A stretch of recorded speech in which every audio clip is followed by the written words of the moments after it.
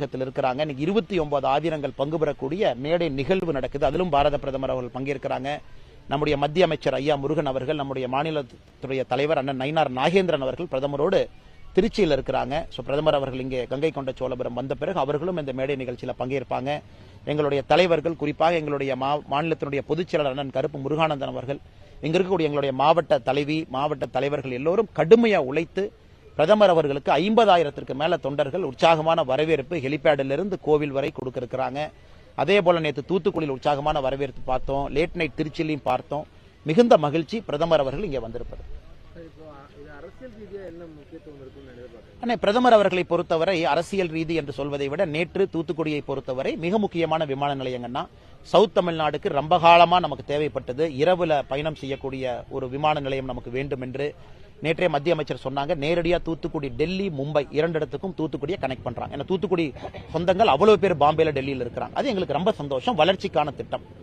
அதையெல்லாம் தாண்டி national highway திட்டங்கள் பாத்தீங்க 4000 கோடி ரூபாய்க்கு மேல, அதுவும் எங்களுக்கு சந்தோஷம். ஆனா இன்னைக்கு பிரதமருடைய இந்த விசிட்டை பொறுத்த வரைக்கும் தமிழகத்தினுடைய கலாச்சாரத்தை உலகுக்கு பறைசாற்ற வேண்டும் என்கின்ற ஒற்றை நோக்கத்தோடு வர்றாங்க. தருமபுரி ஆதீனம் இங்கிருந்து 30 கிலோமீட்டர் தொலைவில் இருக்கு.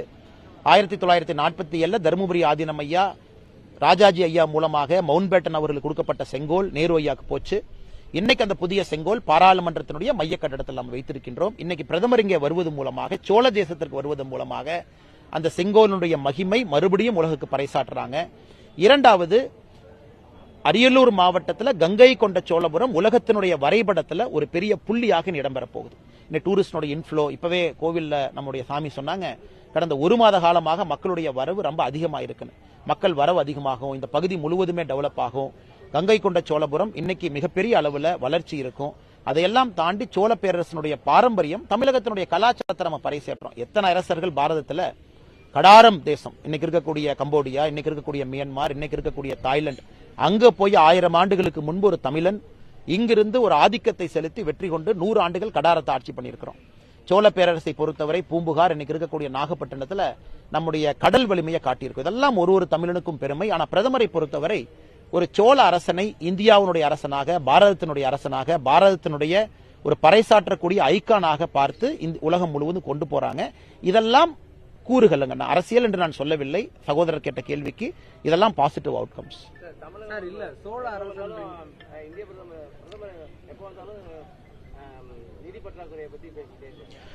முதல்ல நம்முடைய தமிழகத்தினுடைய மாண்புமிகு முதலமைச்சர் ஐயா மு.க. ஸ்டாலின் அவர்கள் விரைவில் குணம் பெற்று வெளியே வரணும். எங்களுக்கும் வருத்தம் தான். நம்முடைய பிரதமர் அவர்கள் வந்த பொழுது நம்முடைய முதலமைச்சர் அவங்க வந்து வரவேற்றிருக்கணும். ஆனால் காலத்தினுடைய சூழ்நிலை, முதலமைச்சர் அவங்க வரக்கூடிய சூழ்நிலையில் இல்லை.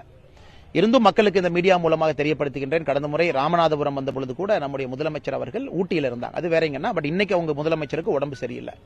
நேரில் எப்பொழுதுமே ஒரு முதலமைச்சர் பிரதமரை சந்திச்சா நல்லதுன்னு நினைக்கிறவங்க நாங்க. அதை தாண்டி ஒரு மாநிலத்தினுடைய உரிமை அதெல்லாம் கொடுக்கறதுக்கு முதலமைச்சருக்கு எல்லா அருகதையும் இருக்கு. முதலமைச்சர் கொடுக்கணும். அது முதலமைச்சர் தான் நம்முடைய கவர்ன் பண்ற ஒரு மனிதர்.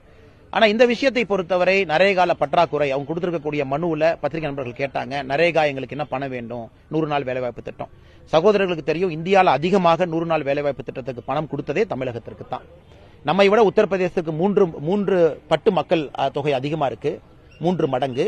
ஆனா உத்தரப்பிரதேச விட தமிழ்நாட்டுக்கு 100 நாள் வேலைவாய்ப்பு திட்டத்தில் அதிக பணம் நம்ம 11 ஆண்டுகளில் செலவு பண்ணிருக்கோம்.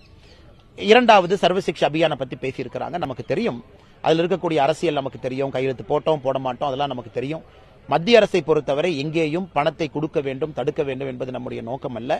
அதனால் முதலமைச்சர் அவர்களும் ஆரோக்கியமான அரசியலை செய்து தமிழகத்தினுடைய வளர்ச்சிக்காக அவர்கள் பாடுபட வேண்டும். பாரதிய ஜனதா கட்சி நாங்கள் கூட நிக்கிறோம், அதில் எந்த மாற்று கருத்தும் இல்லை. அதனால் இன்னைக்கு முதலமைச்சர் மருத்துவமனையில் இருக்கும்போது நான் ரொம்ப அரசியல் பேசினா தப்பா போயிருங்கண்ணா.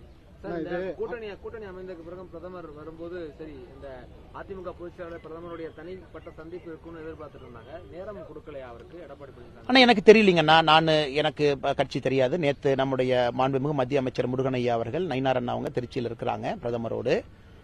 என்னுடைய வேலை வந்து இந்த நிகழ்ச்சி காலையில வந்து நம்ம தலைவர்களுடைய பார்த்து விட்டு செல்லணும். கட்சிக்கு ஒரு பணி ஒருத்தருக்கு இருக்கு.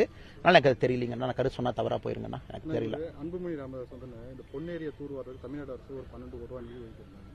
இந்த நிதி வந்து பத்தாது, நீங்க வந்து பிரதமர் இங்க வர்றப்ப அவர்கிட்ட வந்து இந்த கூடுதல் நிதியை கேளுங்க அப்படின்னு சொல்லியிருந்தாங்க. இந்த பகுதியோட வளர்ச்சிக்கு எதுவும் மத்திய அரசு நம்ம 2-3 விஷயங்கள் பாரதிய ஜனதா கட்சி கோரிக்கையை வச்சிருக்கிறோங்கன்னா, ஒன்று, கட்சி சார்பாக ஆர்கியாலஜிக்கல் சர்வே ஆஃப் இந்தியா மத்திய அரசுக்கு இந்த கோவிலினுடைய வெளிப்புற மதில் சுவர் கிட்டத்தட்ட 150 ஆண்டுகளுக்கு முன்பு ஆங்கிலேயர்கள் அதை கொண்டு போய் இடிச்சு அந்த கல்லை கொண்டு போய் கல்லணையை வந்து சரி பண்றதுக்கு அந்த கல்லை பயன்படுத்திக்கிறாங்க. நாங்க ஏசிட் என்ன சொல்லியிருக்கோம்னா, பழையபடி கம்பீரமாக மதில் சுவரை நீங்க கட்டி கொடுக்கணும் அப்படிங்கிற முதல் ஒரு வேண்டுகோள் வச்சிருக்கிறோம்.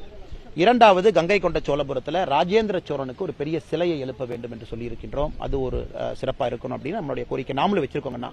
மூணாவது, இந்த பொன்னேரியை பொறுத்தவரை நமக்கு தெரியும், அது ஒரு ஜலஸ்தம்பம். அந்த காலத்துல 1000 ஆண்டுகளுக்கு முன்பு உருவாக்கப்பட்ட ஒரு செயற்கையான ஒரு ஏரி. 1000 ஆண்டுகளுக்கு முன்பு மிகப்பெரிய ஏரி. இந்த மக்களுக்கெல்லாம் பெரிய பயனாக இருக்கக்கூடியது.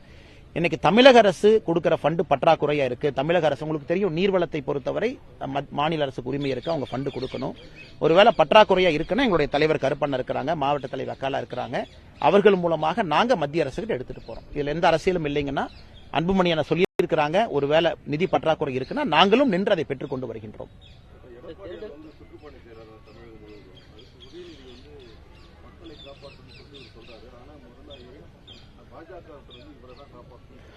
ஆனா ஒரு எதிர்க்கட்சி தலைவருக்கு மக்களை சந்திப்பதற்கு முழு உரிமை இருக்கு. அதை எதிர்க்கட்சி தலைவர் செய்யறாங்க. அவங்க போகணும், மக்களை சந்திக்கணும், பேசணும், ஆளுங்கட்சி செய்யக்கூடிய தவறுகள் எடுத்து வைக்கணும். இன்னைக்கு உதயநிதி ஸ்டாலின் அவர்கள் போட்டியா நடந்து வரணும், போட்டியா அவங்க நடத்தணும்னு நினைச்சாங்கன்னா அவரும் வரட்டும், 4 ஆண்டுகள் சாதனையை சொல்லட்டும் மக்கள் முன்னாடி. இப்ப நாங்க ஒரு முறையும் 5 ஆண்டுகள் முடிந்த பிறகு நாங்க மக்களை பாக்கிறோம், 10 ஆண்டுகள் முடிந்த பிறகு நாங்க பாக்கிறோம், 11 ஆண்டுகள் முடிந்த பிறகு பாக்கிறோம். உதயநிதி அவர்கள் வந்து சாதனையை சொல்லட்டும். நாங்க 4 ஆண்டுகள் இவ்வளவு பண்ணிருக்கோம். அதனால் சாதனைகள் எதுவும் செய்யாமல் வெறும் சோதனைகளை மட்டும் மக்களுக்கு கொடுத்துட்டு வேண்டுமென்றே ஒருவரின் மீது குற்றச்சாட்டு வைப்பது எப்படி முறையாகும்? அதே தான் அன்புமணி ராமதாஸ் அவர்கள் செய்யறாங்க. அவங்க இன்னைக்கு போறாங்க, அதையும் நாங்கள் வரவேற்கின்றோம். காரணம், அவங்களும் திராவிட முன்னேற்ற கழகம் அரசு செய்திருக்கக்கூடிய தவறுகளை சொல்றாங்க. ஆனால் எங்களை பொறுத்தவரை, உதயநிதி அவர்களை பொறுத்தவரை, அவர்கள் எதுவுமே செய்யாம வெறும் வாய்ச்சவடால வண்டி ஓட்டி கொண்டிருக்கின்றார்கள்.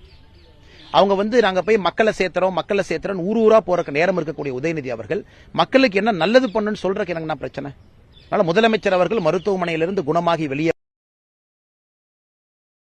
என்ன சாதனை செஞ்சிருக்குன்னு சொல்லுவாரு.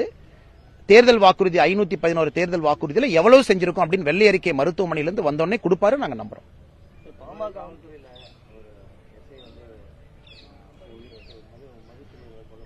ரொம்ப ரொம்ப கஷ்டங்க ஐயா, பாவம்.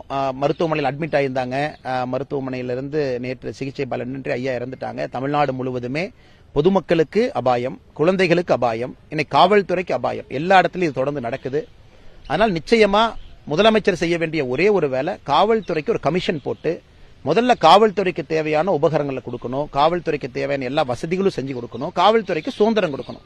இது மூன்றுமே இல்லை என்றால் நேரடியாக மக்களை பாதிக்கும். அதனுடைய விளைவுகளை நம்ம கடந்த 2 ஆண்டுகளா கடுமையா பாக்குறோம். கடந்த 4 ஆண்டுகளா பாக்குறோம், 2 ஆண்டுகளா கடுமையா பாக்குறோம். நன்றி அண்ணா.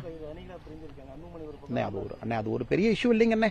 எல்லாரும் ஒரே இதுலதான் இருக்கிறாங்க. எல்லோரும் திமுகவை அகற்ற வேண்டும் என்று இருக்கின்றார்கள். அதனால இது ஒரு பெரிய சண்டை இல்ல. நல்ல காலம் பிறக்குது, எல்லாம் சரியாக இருக்கும் என்பது எங்களுடைய நம்பிக்கை.